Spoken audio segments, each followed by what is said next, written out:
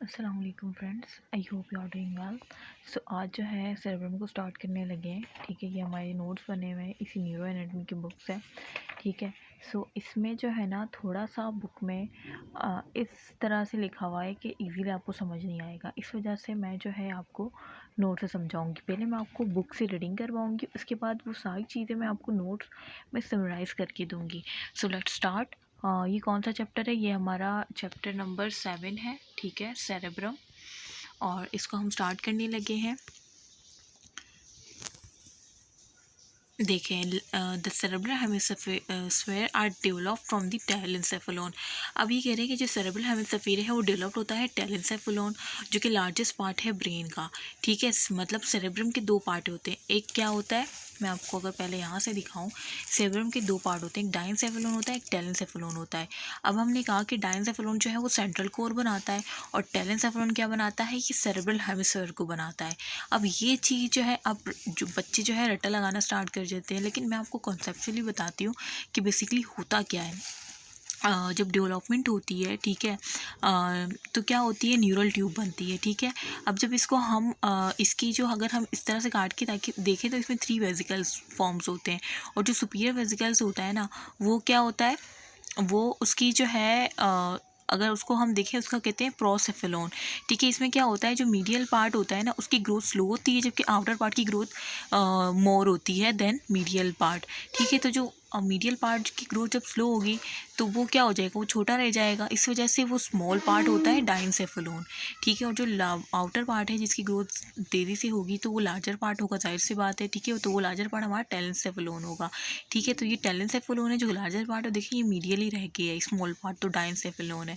ठीक है, तो इस तरह से होता है। अब ये जो है क्या होता है कि ये जो डाइनसेफेलोन होता है ना, ये सब कॉर्टिकल, ये हमारा पूरा जो है टेलेंसेफेलोन और ये डाइनसेफेलोन, अभी डाइनसेफेलोन बीच में ही मतलब थोड़ा सा ग्रो करता है, और ये पूरा देखिए टेलेंसेफेलोन, जो कि कहते हैं हम क्यों कहते हैं, क्योंकि वो लार्जर पार्ट है और सेरेब्रल हेमिस्फीयर बनता है, क्योंकि उसकी ग्रोथ ज़्यादा होती है, जैसे भी आपने देखा।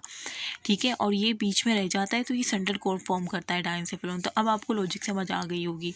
ठीक है, अच्छा, तो अब मैं आपको दिखाती हूँ। और ये देखिए, डाइनसेफेलोन में ये हमारा थर्ड वेंट्रिकल होता है, और ये साइड पे हमारा लेटरल वेंट्रिकल होता है। अब मैं आपको यहाँ से बताती हूँ, अब आपको समझ आएगा कि जो सेरेब्रल हेमिस्फीयर है वो टेलेंसेफेलोन से फॉर्म होता है। ठीक है, बता दिया मैंने, लार्जेस्ट पार्ट होता है, मैंने आपको दिखा भी दिया। ठीक है, अच्छा, each hemisphere is a covering of grey matter. अब ये कह रहे हैं कि हर हेमिस्फीयर में क्या होता है, ये कवरिंग होती है ग्रे मैटर की। उसमें क्या होता है, कॉर्टेक्स होता है, इंटरनल मासेज होते हैं, ग्रे मैटर के बेसल न्यूक्लियाई होता है, और लेटरल वेंट्रिकल होता है। ठीक है, ये सब मैं अभी आपको इस नोट से दिखाऊंगी। ठीक है, ये सारे ग्रे मैटर्स आपको सेरेब्रल हेमिस्फीयर में मिलेंगे। अच्छा, ग्रे मैटर की कवरिंग जो होती है, सब डिवीजन जो है, सेरेब्रम जो है क्या है, लार्जेस्ट पार्ट है ब्रेन का, ये तो आपको पता ही होगा। सेरेब्रम क्या है, लार्जेस्ट पार्ट है ब्रेन का, और ये क्या होता है, सिचुएटेड होता है इंटीरियर मीडियल क्रेनियल फोसा। हमारी 3 फोसा होते हैं ना, हमारे क्या होते हैं, 3 फोसा होते हैं। ये इंटीरियर होता है, ये बीच में मिडल होता है, पीछे जो है पोस्टीरियर क्रेनियल फोसा होता है। ठीक है, लेकिन जो हमारा सेरेब्रम है, जो कि लार्जेस्ट पार्ट है ब्रेन का, वो सिर्फ इंटीरियर और मिडिल क्रेनियल फोसा, मतलब शुरू के 2 में लाए करता है, पोस्टीरियर में लाए नहीं करता। तो ये भी ऐसा एमसीक्यूज आ सकता है। ठीक है, तो अभी आपने खुद देखा कि हमारा जो सेरेब्रम है वो सिर्फ इंटीरियर और मीडियल क्रेनियल फोसा में लाया करता है। मैं साथ आपको डायग्राम के थ्रू इसे जस्ट दिखा रही हूँ ताकि आपको रट्टे की तरफ ना जाना पड़े। ठीक है, ऑक्युपाइंग द वूल कॉन्केव, ये इस छोड़ दे सब। अच्छा, इट में डिवाइड इनटू 2 पार्ट्स। अब ये जो सेरेब्रम है, अभी आपने देखा कि डाइलेंसेफेलोन था, जो आपने देखा सेंट्रल कोर बना रहा था, क्योंकि उसकी ग्रोथ जो है स्लो होती है। देन टेलेंसेफेलोन की ग्रोथ ज़्यादा होती है, मोर होती है। डाइलेंसेफेलोन, इस वजह से वो सेरेब्रल हेमिस्फीयर, और इस वजह से वो लार्जेस्ट पार्ट होता है, क्योंकि उसकी ग्रोथ जो है मोर होती है देन डाइनसेफेलोन। ठीक है, और डाइनसेफेलोन की कम होती है तो वो सेंट्रल कोर बनाता है। ये सारी बातें हम कर चुके हैं। अच्छा, अब हम पढ़ते हैं डाइनसेफेलोन होता क्या है। डाइनसेफेलोन जो है ना, ये कंसिस्ट करता है थर्ड वेंट्रिकल। अभी मैंने आपको बताया ना, मैंने अभी डायग्राम में आपको दिखाया कि ये बीच वाला डाइनसेफेलोन है। तो देखिए, ये थर्ड वेंट्रिकल है। ये थर्ड वेंट्रिकल एक कैविटी होती है। डाइनसेफेलोन के पास क्या होती है, वन थर्ड वेंट्रिकल एक CSF फिल कैविटी होती है। ठीक है, ये अच्छा, ये तो आपको पता होना चाहिए कि डायनसेफेलोन में एक कैविटी होती है जिसे हम थर्ड वेंट्रिकल कहते हैं। देखिए थर्ड वेंट्रिकल है और साइड पे लेटरल वेंट्रिकल है जो कि सेरेब्रल हेमिस्फीयर मिलाया करता है। थर्ड वेंट्रिकल डायनसेफेलोन मिलाया करता है, ठीक है। अच्छा, तो ये डायनसेफेलोन कंसिस्ट ऑफ थर्ड वेंट्रिकल, आपने खुद देख लिया। और उसके साथ जो स्ट्रक्चर बाउंड कर रहे होंगे वो भी होंगे, ठीक है। और वो कौन से स्ट्रक्चर होंगे अभी मैं आपको वो भी डायग्राम से दिखाऊंगी, ठीक है। अच्छा, it extend posteriorly to the point. अब ये थर्ड वेंट्रिकल की बात कर रहे हैं कि ये थर्ड वेंट्रिकल पोस्टीरियरली अगर हम देखें तो where the third ventricle becomes continue with the cerebral aqueduct, ठीक है। सेरेब्रल एक्वेडक्ट से पोस्टीरियरली कंटिन्यू होता है और इंटीरियरली क्या होता है, इंटीरियरली ये कंटिन्यू होता है इंटरवेंट्रिकल फोरामेन से। तो किस तरह से अभी मैं आपको दिखाती हूँ। देखें, अब ये वाला जो था ना, ये हमारा बिल्कुल हम सुपीरियर व्यू से देख रहे थे, ये हम लेटरल व्यू से देख रहे हैं। अब जब हमने लेटरल व्यू से देखा, ठीक है, तो ये हमारा थर्ड वेंट्रिकल है और ये ऊपर लेटरल वेंट्रिकल है, ठीक है। अब ये थर्ड वेंट्रिकल इंटीरियरली में लेटरल वेंट्रिकल से कंटिन्यू हो रहा है, किसके थ्रू, ये एक फॉर्मेन आपको नज़र आ रहा है, इसको कहते हैं इंटरवेंट्रिकुलर फॉर्मेन। ये थर्ड वेंट्रिकल लेटरल वेंट्रिकल से जो कंटिन्यू हो रहा है, ये जो आपको फोरामेन नज़र आ रही है इंटरवेंट्रिकल फोरामेन है। इस तरह से थर्ड वेंट्रिकल जो ये नीचे क्या है, ये नीचे मिड ब्रेन आपका स्टार्ट हो जाता है। तो थर्ड वेंट्रिकल जो है कंटिन्यू होता है पोस्टीरियरली, ये सेरेब्रल एक्वेडक्ट के थ्रू नीचे कंटिन्यू होता है, ठीक है। नीचे आपका मिड ब्रेन आ जाता है, ठीक है। सो आपको पता होना चाहिए कि इंटीरियरली ये इंटरवेंट्रिकुलर फोरामेन के थ्रू लेटरल वेंट्रिकल से कनेक्ट होता है और पोस्टीरियरली ये सेरेब्रल एक्वेडक्ट्स के थ्रू नीचे जो है पोर्शन जो आपका मिड ब्रेन का है वहाँ से ये कनेक्ट होता है, ठीक है। तो यहाँ पे इस वजह से इन्होंने आधी बात बताई हुई है और मैंने आपको बहुत अच्छे तरीके से दिखा दिया और समझा दिया। तो आपको पता होना चाहिए कि वाइवा में पूछे कि थर्ड वेंट्रिकल पोस्टीरियरली कहाँ से कनेक्ट होता है, तो आपने कहना है सेरेब्रल एक्वेडक्ट से, ठीक है। सेरेब्रल एक्वेडक्ट में कंटिन्यू होता है पोस्टीरियर और इंटीरियरली जो है ये इंटरवेंट्रिकल फोरामेन से। अच्छा, diencephalon is a mid line structure. अब आपको खुद आपने देखा ये मिड लाइन स्ट्रक्चर है ना, जो कि क्या करता है with symmetrical right and left heart, जो कि सिमेट्रिकल होता है राइट और लेफ्ट हाफ में, मतलब दोनों तरफ अगर देखा जाए तो एक जैसा होता है। मैं अगर आपको एक डायग्राम दिखाऊं यहाँ पे, ये देखें, ये हमारा थर्ड वेंट्रिकल है बीच वाला। अब ये देखें, ये थर्ड वेंट्रिकल ये हमारा क्या है, ये एक हाफ है, ये दूसरा हाफ है। और देखें दोनों हाफ में ये देखो थैलेमस आ रहा है, ये भी थैलेमस है, ये इंटरनल कैप्सूल है, ये भी इंटरनल कैप्सूल है, तो दोनों हाफ सिमिलर है। तो वो यही कह रहे हैं कि डायनसेफेलोन जो है मिड लाइन स्ट्रक्चर है और ये symmetrical right and left half में करता है, ठीक है। ऑब्वियस दीज सब division of the brain are made for convenience and the functional point of view nerve fibre freely cross the boundaries, nerve fibre इसकी बाउंड्रीज को क्रॉस करते हैं। अब हम देखेंगे किस तरह से क्या होता है। तो मैंने डायनसेफेलोन की आपको थोड़ा सा इंट्रो दे दिया। अब हम इसके ग्रॉस फीचर देखते हैं कि क्या होता है। Inferior surface of diencephalon is the area expose to the surface in the intact brain. अच्छा, यहाँ पे बहुत मैं कह लूँ कि मतलब इस तरह से लिखा है कि आप लोग को यहाँ पे समझ नहीं आएगा। मैं इसको भी डायग्राम की थ्रू समझाती हूँ। Form by hypothalamic and other structure.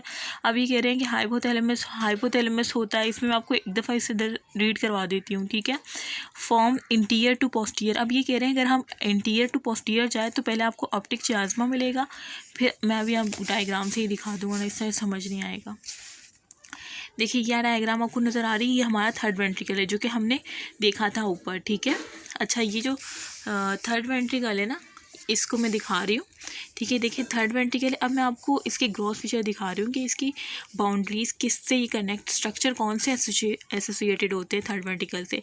तो देखिए थर्ड वेंट्रिकल से ये जो आपको नज़र आ रहा है ना, ये इस तरह से पहले तो थर्ड वेंट्रिकल के लेटरली प्रेजेंट होता है हमारा थैलेमस, ये रेड नज़र आ रहा है, ये थैलेमस है, ठीक है। थैलेमस होता है और उसके बाद क्या होता है कि पहले मैं आपको यहाँ से दिखा देती हूँ। डायनसेफेलोन के 4 मेन स्ट्रक्चर होते हैं। थैलेमस होता है, हाइपोथैलेमस होता है, सबथैलेमस होता है और एपिथैलेमस होता है। थैलेमस तो मैंने आपको दिखा दिया कि थर्ड वेंट्रिकल के लेटरली जो है वो थैलेमस होता है। उसके बाद अगर मैं आपको दिखाऊँ हाइपोथैलेमस, तो हाइपोथैलेमस में क्या होता है, इन्फंटिबल होता है, ट्यूबर साइनोरियम होता है, मेमोरी बॉडी होती है, ठीक है। और मेमोरी बॉडी जो है ये हाइपोथैलेमस है, ये आपको नज़र आ रहा है जो सराउंड किया हुआ है थर्ड वेंट्रिकल को, ठीक है। लेटरली जो है मीडियल सरफेस ऑफ थैलेमस ने किया है और इंटीरियरली और इंफीरियरली जो है हाइपोथैलेमस सराउंड किया है थर्ड वेंट्रिकल को। दिख रहा है ना आपको, देखें ये थर्ड वेंट्रिकल है पूरा। अब ये थर्ड वेंट्रिकल को इंटीरियर इंफीरियर हाइपोथैलेमस ने कवर किया है। अब ये हाइपोथैलेमस है ना, इसके स्ट्रक्चर है, ये आपको ये एक स्वेलिंग होती है स्टार्ट की हाइपोथैलेमस की, इसको मेमोरी बॉडी कहते हैं, ठीक है। उसके बाद ये एक ट्यूबर साइनोरियम होता है, ठीक है, ये वाली जो स्वेलिंग है, और ट्यूबर साइनोरियम के नीचे इन्फंटिबुलम कंटिन्यू हो जाता है और ये फिर हमारी क्या है, ये हमारी पेपिलरी बॉडी, ठीक है। सो ये हमारा क्या है, मेमोरी बॉडी स्वेलिंग होती है, उसके बाद ट्यूबर साइनोरम इनफंडिबुलम, और ये हमारी पिट्यूटरी ग्लैंड स्टार्ट हो जाता है, ठीक है। सो ये हाइपोथैलेमस के स्ट्रक्चर मैंने आपको दिखा दिया। इनफंडिबुलम ये रहा, ये मेमोरी बॉडी पहले, ट्यूबर साइनोरम इनफंडिबुलम, ठीक है, ये स्ट्रक्चर आते हैं। अच्छा, उसके बाद हाइपोथैलेमस, सब हाइपोथैलेमस तो देख लिया।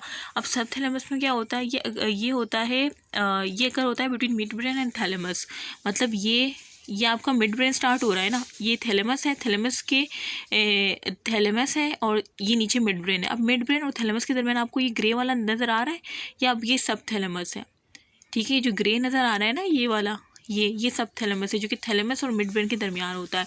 तो सब थैलेमस कहाँ होता है, अगर between midbrain and thalamus, और ये अगर होता है in tegmentum region of midbrain brain, मतलब मिड ब्रेन, जो टेगमेंटन रीजन होते हैं ना ब्रेन, मिड ब्रेन में भी रीजन होते हैं, उसमें टेगमेंटम रीजन में ये पाया जाता है सब थैलेमस। अच्छा, इसमें होता क्या है, इसमें रेड न्यूक्लियस होता है और सब्सटेंशियल नाइग्रा होता है। दोनों ये क्या होते हैं, ये हम आगे पढ़ेंगे, ठीक है। अच्छा, अब फोर्थ है इसका स्ट्रक्चर एपिथैलेमस। एपिथैलेमस में क्या होता है, हैवी न्यूरल न्यूक्लियस होते हैं और पीनियल बॉडी होती है, ठीक है, या पीनियल ग्लैंड कह लें। तो देखें एपिथैलेमस पीछे होता है हमारा, ये देखें ये थैलेमस के पीछे आपको ये स्टार शेप न्यूक्लियस नज़र आ रहा है, ये हैवी न्यूरल न्यूक्लियस है, ठीक है। और इसके पीछे आपको ये जो नज़र आ रहा है, ये बॉडी जो नज़र आ रही है, इसको कहते हैं पीनियल ग्लैंड या पीनियल बॉडी। तो ये एपिथैलेमस में आपने क्या देखा, हैवी न्यूरल न्यूक्लियस और पीनियल ग्लैंड या पीनियल बॉडी देखी। और सब थैलेमस तो आपको पता है कि मिड ब्रेन और थैलेमस के बिटवीन एक स्ट्रक्चर है, ठीक है, जो आपको दिख भी रहा है और टेगमेंटम रीजन में होता है। और हाइपोथैलेमस भी देख लिया, हाइपोथैलेमस में 3 थे, एक स्वेलिंग पार्ट मेमोरी बॉडी था, ठीक है, ट्यूबर साइनर और इनफंडिबुलम था। अच्छा, अब मैं अगर आपको दिखाऊँ थर्ड वेंट्रिकल की बाउंड्रीज तो आपने सारी देख ली। अब अगर मैं आपको दिखाऊँ कि इंटीरियर से पोस्टीरियर, ये हमारा इंटीरियर है, अगर हम इंटीरियर से पोस्टीरियर जाएंगे तो हमें क्या मिलेगा, ये ऑप्टिक नर्व आ रही है, ठीक है, ये ऑप्टिक नर्व है और ऑप्टिक नर्व मिल रही है। ऑप्टिक नर्व कहाँ से आ रही है, आई से आ रही है, और मिल के यहाँ ऑप्टिक चियाज़्मा बना रही है। फिर ऑप्टिक चियाज़्मा के बाद ये ऑप्टिक ट्रैक निकल रहे हैं, देखिए ऊपर से मैंने दिखाया हुआ है, नीचे से भी इस तरह से निकलते हैं, ठीक है। अच्छा, जो रेड न्यूक्लियस मैंने आपको बताया ना कि सब थैलेमस में रेड न्यूक्लियस होता है, सब्सटेंशियल नाइग्रा होता है। तो ये देखिए रेड न्यूक्लियस, ये सब थैलेमस है ना, ये रेड न्यूक्लियस, ये रेड नज़र आ रहा है, ये रेड न्यूक्लियस होते हैं, ठीक है।